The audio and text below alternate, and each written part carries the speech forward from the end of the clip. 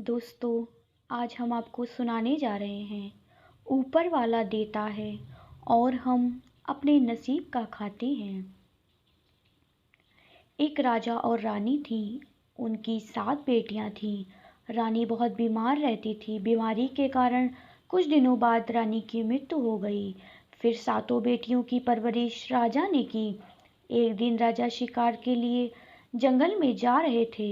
बेटियों ने कहा राजा से, पिताजी हम भी चलेंगे आपके साथ। फिर राजा ने अपनी 7 बेटियों को शिकार पर लेकर चले गए। जंगल में पहुंचकर राजा के मन में एक विचार आया। राजा ने अपनी बेटियों से एक सवाल पूछा, बेटियों बताओ कि तुम किसके नसीब से खाती हो। 6 बेटियों ने जवाब दिया कि पिताजी हम आपके नसीब से खाते हैं। पर 7वीं बेटी ने जवाब दिया, ऊपर वाला देता है, हम अपने नसीब का खाते हैं। 7वीं बेटी की बात सुन के राजा को क्रोध आ गया।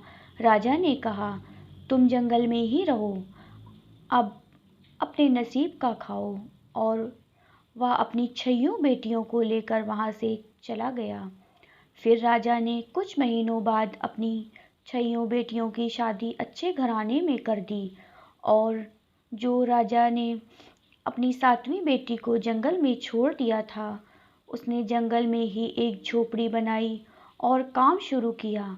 उसके पास एक दुपट्टा था। उसने उस दुपट्टे को काट के बहुत सारे रुमाल बनाए। फिर उसने रुमाल पर कढ़ाई करी। फिर बाजार जाकर उसने सारे रुमाल बेच दिए। धीरे धीरे उसका व्यापार बहुत बढ़ गया और जहाँ पर उसकी झोपड़ी थी, आज उसे झोपड़ी की जगह एक बहुत बड़ा महल तैयार हो गया।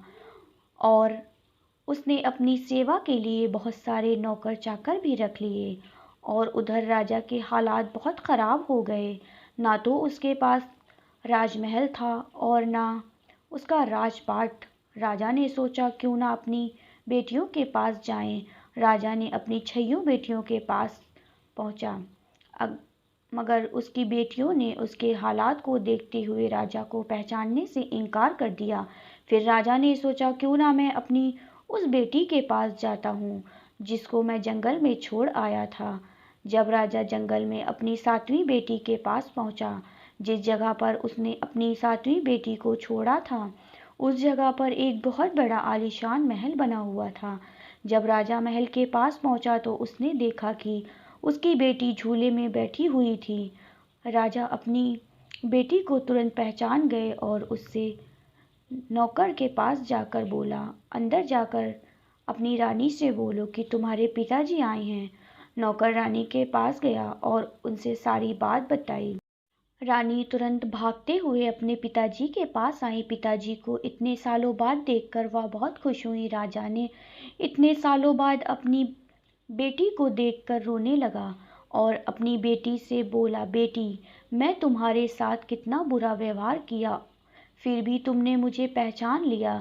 जिन बेटियों को मैंने इतने साल अपने साथ रखा, अच्छी परवरिश की और अच्छे घरानों में शादियां कराई, उन्होंने मुझे पहचानने से इनकार कर दिया। राजा अपनी की हुई गलती पर शर्मिंदा था और अपनी बेटी से बोला, बेटी तुम सही थी, सच है ऊपर वाला देता है, तुम अपने नसीब का खाती हो।